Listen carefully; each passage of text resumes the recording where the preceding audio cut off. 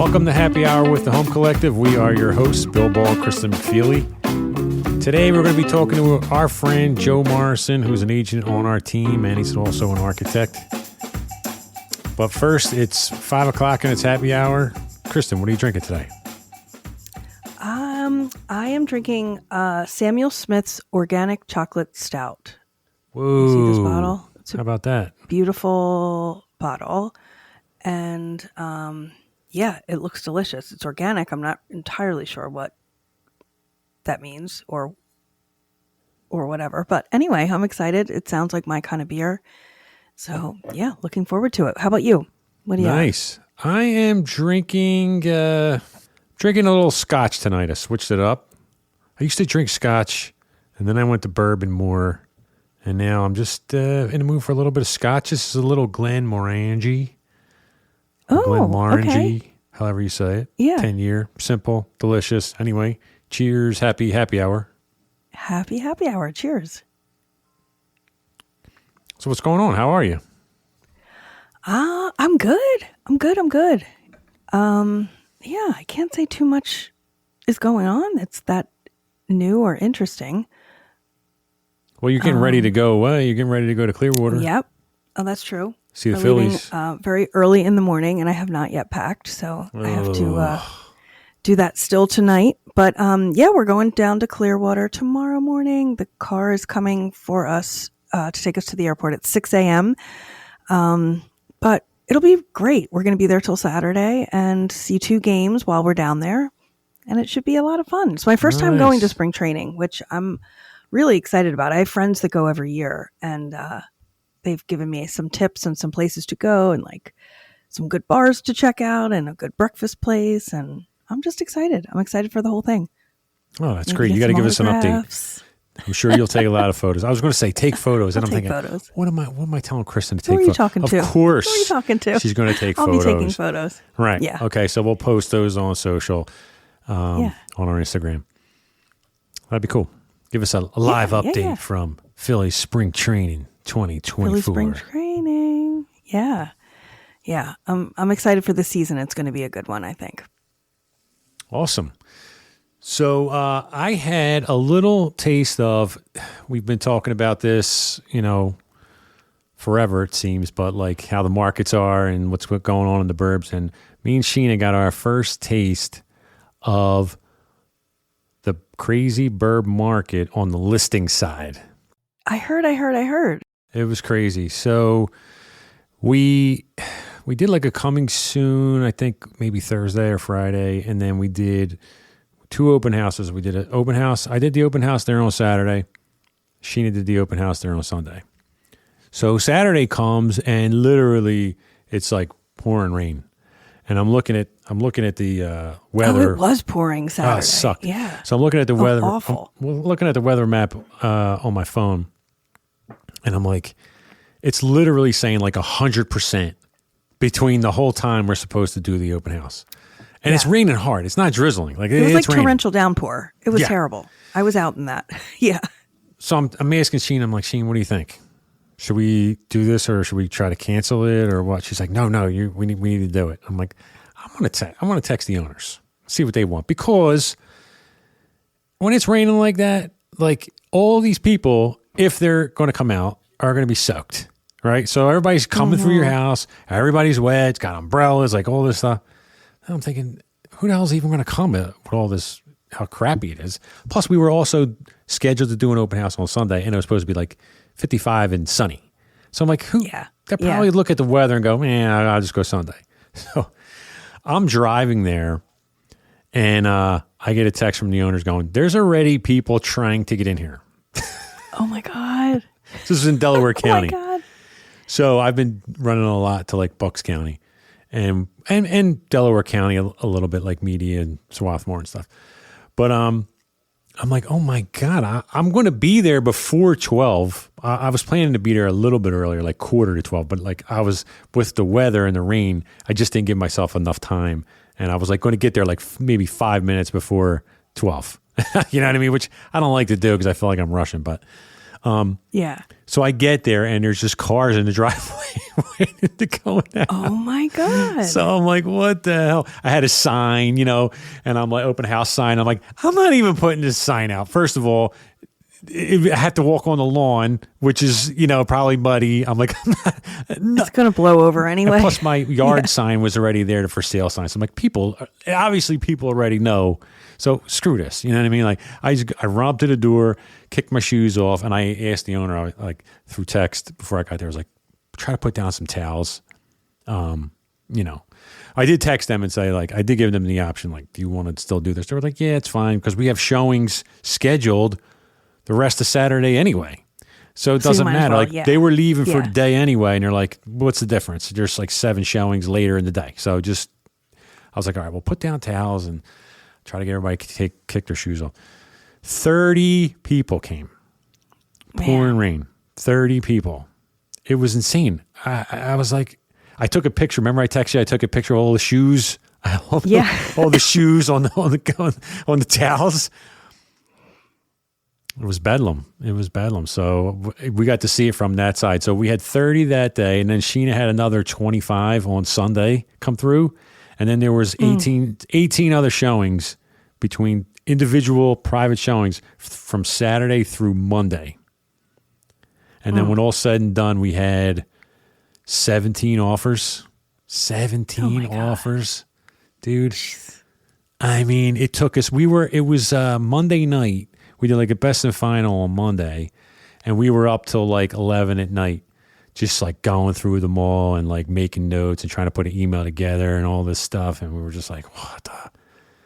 That's not fun either. It's not, I mean, it's better than being on the buyer side, but it's not, Definitely. It is not fun because at least on the seller side, you're going to have a sale, where the buyer side, you're doing all this work and you're just hoping, but market's rough in the burbs. It is rough. Yeah. And I mean, when I saw that listing come through, I knew them obviously because I worked with them before years ago, but I knew their house would be cute just because they have great taste and everything. But when I saw it, I was like, oh, I feel like that's priced maybe even a little low. I feel like I know you were even thinking that maybe it was high, but I was like, oh, you're going to have so much interest. And I actually had buyers that just settled on something the week before. And I was like, oh, this would have been perfect for them.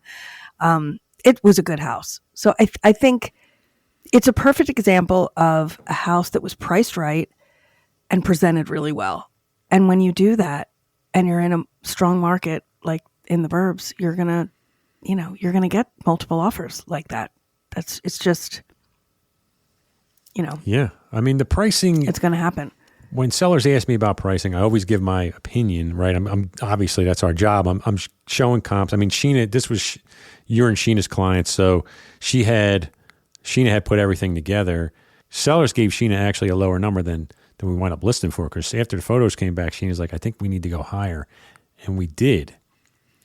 But it's just a perfect example of the house is going to sell for what the market's going to demand anyway. Yeah. And you're better to be on a little bit on the lower side than on the high side, because if you're too high, you don't get anything. And not that we were too low, but we were probably like right at the perfect number. Right where so it was like, and then what happens is if it's worth more, you get multiples driving up the prices, which is what happened anyway. Mm-hmm. So the house sold for way over, than both of us thought. So that's great. The market will find it, and good for you guys. Price. Yeah. Yeah. But it's still not fun, and it's still insane. And it was interesting to see it from that side because we're, Philly people and now South Jersey, but we just got here. So, but to see it from the seller side in the burbs is like, wow, this is what they're all dealing with. You know what I mean? Yeah. And it's still tough. Still tough. Hopefully we'll see more. You think we'll see more inventory like in the next month? Yeah, I really hope so. I always say this because, I have the staging business too. And I feel like that always gives me a little bit of an insight of what's coming, because people tend to call us for staging like while they're in the prepping phase of getting their listing ready, to list. So we, in the last 2 to 3 weeks, have gotten really busy with staging. And before that, we were pretty slow. So I feel like, yes, I feel like now is when people are going to start putting, it's everybody who says like, right after the Super Bowl is kind of when our spring market starts. But we had kind of crappy weather. We actually had weird hail last night. But now it's starting to get warmer. Daylight savings always helps, stays lighter a little later. And I do feel like now is when we're going to start seeing more inventory, hopefully hitting the market. Fingers crossed. Fingers crossed. Yeah. We're going to take a quick break, and then coming up next is our friend and agent on the Philly Home Collective is joining us, Joe Morrison.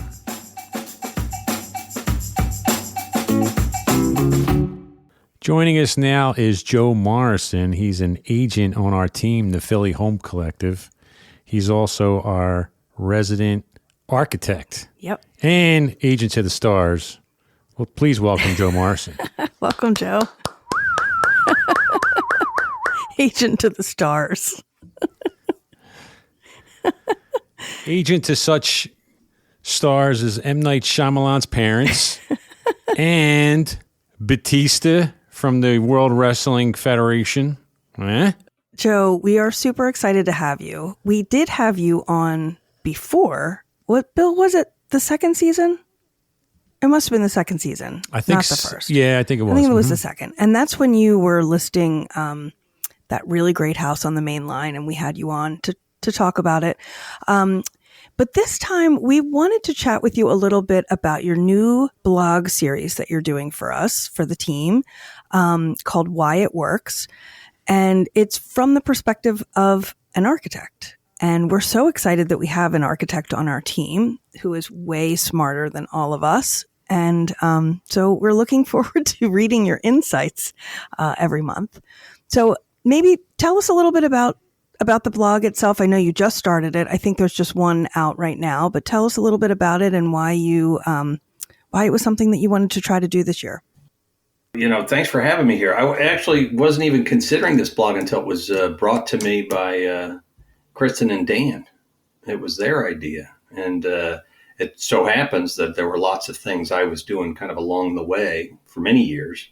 When I take somebody into a house, I always kind of look for interesting things and, not necessarily things that I find interesting. I can't say that everybody might find them interesting. That's what we'll see over the next year. But these little, very normal bits of houses that we go through all the time, you guys see them all the time too, that just kind of stop and make you think, well, that's a pretty clever solution to something. Some people might think it's mundane. So anyway, that's how it came to be. And it just so happened that I had kind of a list going. I keep files, I take pictures, I do things like that of just stuff I see to kind of hold in my memory. And that was the first post. And that listing from this recent post was 4 years ago, 3 years ago. It was. I think it might have been 5 years, and Joe, because it was when we first came over to Compass as a team. It might have been 5 years ago. Oh, yeah. And this is, we're coming up on year 6. Yeah. Yeah, I can't believe that. But and then your design crew was part of that, making the pictures look so good. Oh, we staged it. Yeah, that's right. It was on Madison Square, right? In Graduate Hospital? Yeah. Mm-hmm. Madison Square. Yeah. A tiny little house, just looked like all the other tiny little houses. And it just had this very unique skylight that I've never seen before. And I have tried since I saw that with clients in an architectural way, tried to sell those similar ideas, and they always get shot down. It's amazing how bad I am at the selling part. But it's just a picture says 1,000 words. Yeah. So when you're going through these houses, Joe, and you're noticing different details that you find interesting, you've been taking like pictures and notes on that. Just that's something you did normally, probably just to try to keep just give yourself ideas when you're showing a client plans. Is that what you're saying? Is that why you were doing it in the past? Yeah, there's like nothing new under the sun. And architects are notorious borrowers. Lots of people that in the creative fields are borrowers, we'd say. I always notice things when I walk into a house that are a little Kristen's house was the same way. Like these great little moments that you try to hold them in your head. It's getting harder to hold them in my head, but you try to keep something in your head there that use somewhere else. Well, now you get to put it in a blog so you don't forget. There you go. Yeah, I remember. I'll never forget when when we were true. buying our house. We had just settled, and I was like, Joe, can you come over and just take a look at this house? Because our house, well, Bill, you've been over, but it's a carriage house, so it was originally like a barn.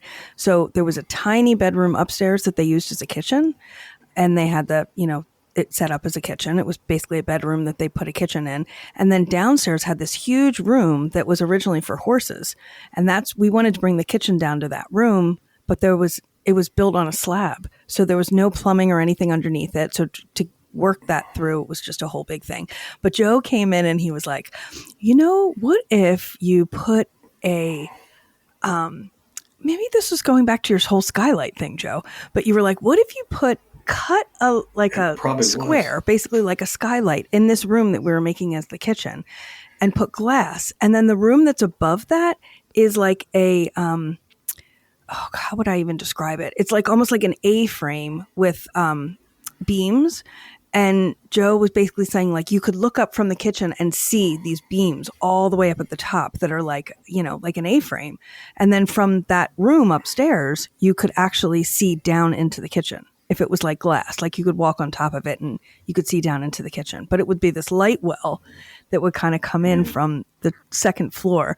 And then as soon as Joe said it, he's like, okay, that was probably really crazy. But as soon as you did, I was like, wow, that's really, really my mind was blown. I was like, oh my gosh, if we had a budget for doing something like that, how cool would that be? It was just, I love that you just come up with these ideas that, none of us would ever be able to. And I consider myself to be somewhat creative, but that blew my mind. I was like, oh my God, that would be so amazing. Wow. I saw one of Billy's eyeballs just kind of started to roll around and like point up the other way. And I was like, whoa, that was probably coming at you a little hot. Exactly. So, but it's fun. It's, it costs nothing to think, and sketch and do that kind of stuff. I always tell people that it costs nothing. Somebody else is paying for it, right, Joe? At that point. Well, yeah, you just like it, until it becomes real, it's just, a piece of paper. And so sometimes those ideas, spur other ideas. Exactly. Brainstorming. Exactly. Yeah. Your brain, and what, when I say something, that one was a little crazy, but Kristen, can come right back with something that's I like the crazy. Much more grounded. And achievable, and it's like any conversation. You can it's a sketch. You guys say that. My wife all the time, and she was a very literal person. She's extremely literal. So if I say something like that to her, she's already, you can see the spreadsheet pop up right next to her, and she's starting to fill in lines like, no, I'm spitballing here. We're just sketching. I love it. Opposites really attract because those are two totally different sides of the brain. That's funny. You're showing houses. I can imagine there's a lot of opportunity to see interesting things in Society Hill and Rittenhouse. But are you seeing like stuff that's interesting like that everywhere in the city, or is it neighborhood specific? It depends. It's everywhere. There's, in Rittenhouse, you see these kind of majestic old places, that are just amazing. You can walk around in any neighborhood and see a house, and this is almost always true. If all the original walls are there, it's pretty good.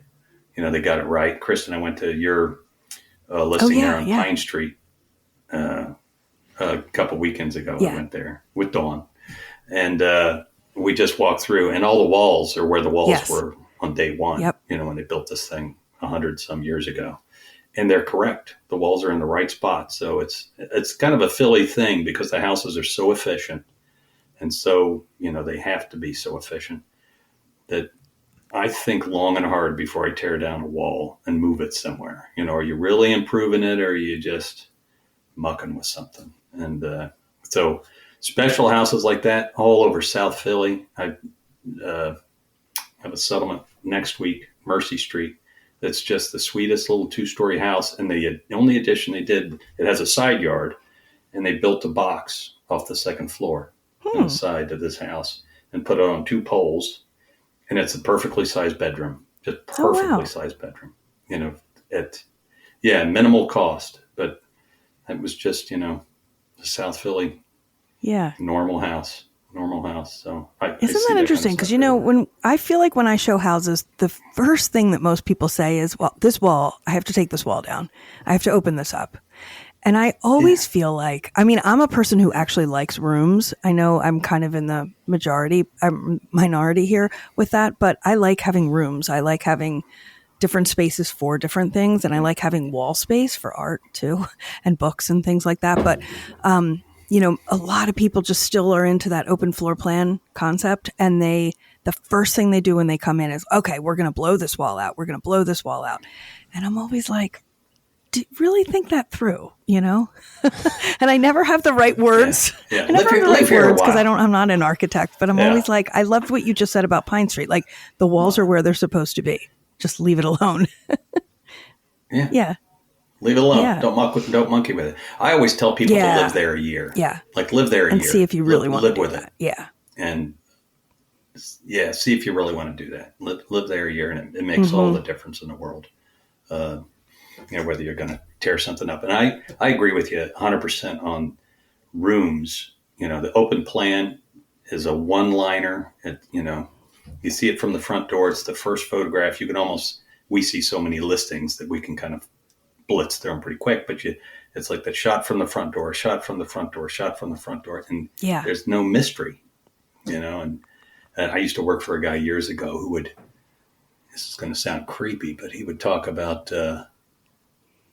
like a good looking dress kind of goes below the knee and it's just a little bit of your ankle. Like that's as good as any, Miley Cyrus outfit you might throw out there. I love that. I love that. Like, it's having a little mystery, having a little mystery. Ankles, yeah. A little I actually mystery. really love that. Yeah. I love that. And then the other thing I remember when you came to my house was, because we did actually have to open up, we didn't take down any walls, but we did open up one space that was originally a bedroom. We kind of made that our living room. So we sort of widened the doorway so it didn't feel like you were walking into a bedroom. It was just like wide open to sort of like the foyer area a little bit more, but it still has a wall. And I remember you saying when you stand in the middle of the space, you stand in the middle of the house, you want to have sight lines to the outside from all angles. So you want to look straight and see outside, to either side and see outside, and behind you to see outside. And we've accomplished that in our house. So I feel very proud. I feel very proud, but that's one thing I took away from your visit is that the idea of the sight lines. Mm-hmm. Yeah. Oh, cool.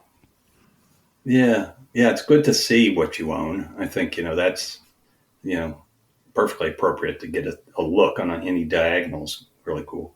And to open up an opening that 2 people can pass through at the same time, all of a sudden you've got it's like you're wealthy. It's like a funny thing. It's like you went from, just not having much to, ooh, I have a lot. It's just a changing an opening. So it's psychological, but I'm glad it worked out. My house, I have, the split level. So when you come up and you go to the right, the upper living room, the kitchen's behind it. And everybody that's been here for the first time goes, oh, you could just take that wall down and then... And I just start smiling. I'm like, yeah, okay. Like I have I like the wall. I like the separation. And there's 2 entrances to the kitchen from that right there. And then if you walk around to the dining room, there's another entrance. Yeah. And you don't need to take, but I like to finish dinner. This is the old school Guido stuff in me. I like to finish dinner and just get up and mic drop. I like to walk out of the kitchen. I like to walk into the living room, sit there, Al Bundy style, with the old hand in the top of the pants. You know what I mean? Just give me a half hour on my chair. Oh my God. And then it's like I can't even see the kitchen anymore in the mess and all the stuff. Right? I feel like I'm away from it. Yeah. The mess. It's the mess. Yeah. It's the mess. And I think you have a sofa right on that wall, Bill. I think isn't that where the settee is or something right there? Yeah, Joe's been here, Kristen, I know. believe it or not. I've been there. Yeah. It also, that wall protected me from your dogs. That was I remember my That's back crucial. was against that In wall. Bill's house. And, it was a critical spot. So if that scene in Jaws where he's laying on the boat kicking at the shark, Quint? it was like that. It was heading that way. But I was my back God. against the wall. That is critical. Oh, boy. But yeah, the old houses always had a butler's pantry so that you never saw the mess. You never saw the kitchen stuff, I like that. I'm a room. I like rooms. I like the mystery, Joe. I like how you worded that. I like that you're not seeing it all. There's a little bit of mystery. Yeah, that's a little bit of mystery. And you walking in circles too. It's like always, you don't need an open floor. I don't think you need an open floor plan, but if you can get to every room, like you're saying, Bill, 2 ways, and you circulate around, and it's usually just an opening. You have to pop in somewhere, standard, and then there's no dead ends. If you can get a house that really, you can have eddies and things like that where you flow in and flow out, but to walk into a space that's just, you're at a dead end is depressing, I think. And most houses can be improved by just having an opening, just a simple opening. So it's inexpensive. I could see like in the small South Philly homes, like under 1,000 square feet, I could see how like if you picture it, you walk into the living room and then the old school way would be like you pass through the dining room and then you get to the kitchen. Like I could see it being like dark back there. Like once you get past the living room, I could see like it's just no light. So I understand why they probably started opening them up not long ago. And I can't see them really going back. But I think if you have the light, I like the rooms better. Yeah. Do you think it'll ever go back? The trends will ever go back that way? I think I just read something that's starting to. I saw there was an article on Leonard? El Decor magazine, which, for whatever that's worth. But yeah, they were talking about like the return of the rooms. And I was like, yes, the return of the rooms. Yeah. Yeah. And it's so much about the walls, like what you said, Kristen, which is where you put your stuff, where you hang your stuff. It makes it such a better room. I agree. So, anyway, it's funny what you give up. And inevitably, this is going to be one of my posts. I got let's pet hear 'em. peeves. Let's hear the believe it or pet not. peeves. I got some real things that make me cranky. But when you look at a listing or you walk into a house, it's usually a new house, a brand new house, and you see that end of the kitchen cabinets where it's the upper cabinet and then the space and then the base cabinet. It's that shape. It's that shape. Yeah. It's like the unit. It's like the shape a kid would draw if he were drawing a house. It's like, but it's that shape, and you see it when you walk in, and you say to yourself like, oh, I guess they ran out of money because the cabinets stop here. If they had another $500, they'd come 24 inches closer to you, and it's just like the thing was. It's a catalog. It gets me all just worked up. It just gets me. It does get me like, that's the perfect place. And we did it on 22nd Street, the house Dan and I did. But you build you give the cabinet, you give a reason for the cabinets to stop. Like they otherwise just, it gives it some purpose. But you see that all the time. You walk into houses and it's like, that side of the room is that end of the cabinets and this side of the room is that end of the cabinets. If I could make a hand shape, you know what I'm making. And that just drives me crazy. And that's a simple one. That's such a simple one to fix. And the other one is a first floor powder room, but it gets into dark material. What's your thoughts on the first floor powder room, Joe? Yeah, let's hear it. I don't know what it is. There is an appropriate size of space that you need. I just said this the other day. I showed a little house on, I think it was at Panama Street. 2612, Keith Adams, 1216, 12. And my client said, where would the powder room go? And it's two tiny houses. Oh, I saw that one, that listing. The two houses together. Yeah. 1218. Yeah. 2 houses. It's beautiful, like done beautifully. And it's very much 2 houses put together with very little yards, but really smart. And they put in a modern stair in that it's 3 feet wide and a proper rise and run and all that stuff. So my client said, where would you put the powder room? And I said, you know what, before you do that, why don't you rent an RV for a long weekend and then let me know how that goes? Like, what's it like, and I know them pretty well. So I said, poop in your living room for a weekend and then let me know how the thing goes. And her husband's in the other room. He goes, "What?" Yeah, that's the trade-off. Give that a shot. If you like it, plumb it in, baby. Yeah, I don't like it. I mean, I don't like the first floor powder room at all. And yeah, I was working with this one investor years ago, and I loved it because he was on the same page. He was like, he refused to like even put them. You know, he was like, no, they can go downstairs. Oh, he's like, who's going to buy this home anyway is going to be a young couple or a single guy or a single girl. Yeah. They can go downstairs. I always tell people too when I have my buyers, I'm like, look, everybody looks for this powder room, but anytime you have guests over, they're not going to want to use that powder room. They want to go downstairs or upstairs. You're right next. Especially, how about the ones that are in the dining room, ones that are in the kitchen? Yeah. No, in the they're like right in the kitchen. You're like, why would you? Kitchen. Yeah. We know why they do it. We know why, like builders do that because it's all about numbers, and on paper they could put there's another half bath somewhere, and sometimes don't. Or when they put, a full bath in the basement, like there's a shower in the basement, like nobody's using it, But they want to be able to say two full. Right. There's a second full. Yeah. So. Yeah. Yeah. That one. I might add that to my list too, Bill. The full basement bath. That might be my pet I'd rather peeve have a coat closet in the living room. Yeah, me too. Definitely. If you're going to build out something, than a bathroom there. Yeah. I have this will make it out there. We did a house a few years ago that they wanted the powder room on the first floor, and this house was long enough. Like you can get away with it when it's long enough. But everybody, you know how the house has the main block and then has a tail. Those are almost all the Philly houses, right? That has the full width part of the building, and then you have a tail that sticks out the back where the kitchen is and all that. And there's always a window in the side yard that faces the living room. All right, it's just and everybody puts their powder room over that window. It's just like plonk, and so window gone, and all the functions of a bathroom in your, next to your dining table. Like it's just the most absurd thing in the world. So my clients wanted to put they wanted to put it there, and we cooked it around a little bit. And what we did is we built.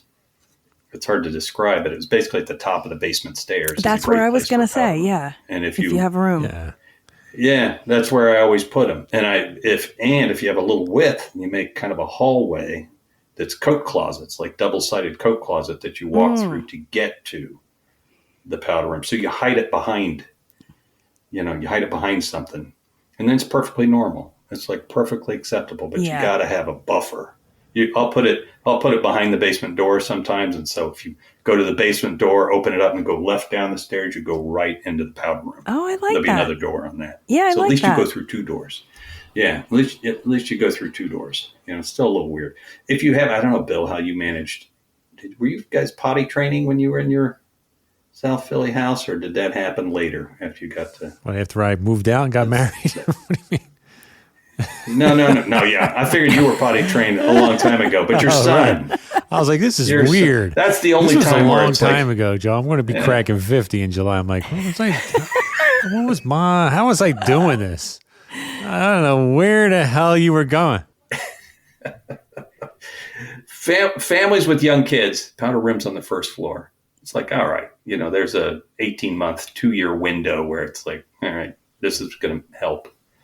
But, and I was asking you about your son and potty training, but obviously this is a family program. He's got his own. Well, yeah, Sorry. no, I don't know. I mean, our house is just different. Like it's a suburban house. So like you have, in that back room, the back room that I'm in now, there's a half bath. Once I go, right, it's in the hallway. It's nowhere near anything. So it's a little different. Yeah.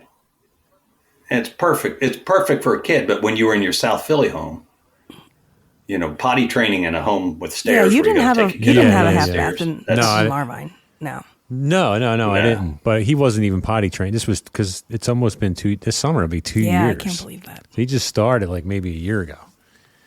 So we didn't have to deal with it now. We got those split levels, so we only got to go down like 3 or 4 steps anyway. So plus he doesn't. He's like a camel. He doesn't go a lot. You know what I mean? He might go twice. Oh my God! I don't know how he does it. Yeah, so it's not like that. He goes out in the yard. It goes in the yard with the dogs. So you're on our team as a real estate agent. You're also a licensed architect. Do you feel like one gives you being an architect gives you an advantage as a real estate agent? Or do you feel like it's sometimes, because I remember having a conversation with you when you were sort of like, I feel like it's a hindrance a little bit. And I was thinking, how interesting, because I would think it would really be such an advantage to have that knowledge and that, insight when you're showing homes or listing them. Yes. There's many ways to approach that one. One was when I was also doing a little developing. I always tell people I've figured out 3 ways to get sued. Because my, as an architect, as a developer, and as a realtor, I get sued all 3 ways. Yeah. So that was one perk. I have found it to be basically when I'm showing people places, they don't want to hear from me. Like they don't, and that's, most people have their own ideas anyway. So they do their own thing, and I have learned to be quiet about it. And I just had this couple I'm working with now. We were looking at a place. They want to put in an elevator. They want to, they asked me, do you know an architect or a builder that we can bring over and see? And I hadn't told them anything. And I said, well, I'm an architect. That opened the biggest can of worms that you've ever seen in your life. So every house now is being analyzed for structural viability of, and it's stuff, it takes some deeper thinking than when we're blitzing through and you're on, you got a half hour here, you got a half hour next stop, you got a half hour next stop. So it hasn't been great for that. I will say with the downturn of the market, the real estate market, it's great to be an architect. You can kind of pivot a little bit and have a little kind of side hustle going. So that's good. But that's it. Listings, it doesn't matter. You can put together a good package. I guess we all do that. Your team has to do that. It's kind of mandatory. Yeah. So I guess maybe it helps a little bit knowing that expectation, but I don't think it's opened any doors. I don't think it's closed any doors. It's we're all from funny backgrounds that, which was cool about our team. I sell that all the time. We got the full gamut, and I love it. So, we do. Yeah. We really do. It's great. I love that about our team. Yeah.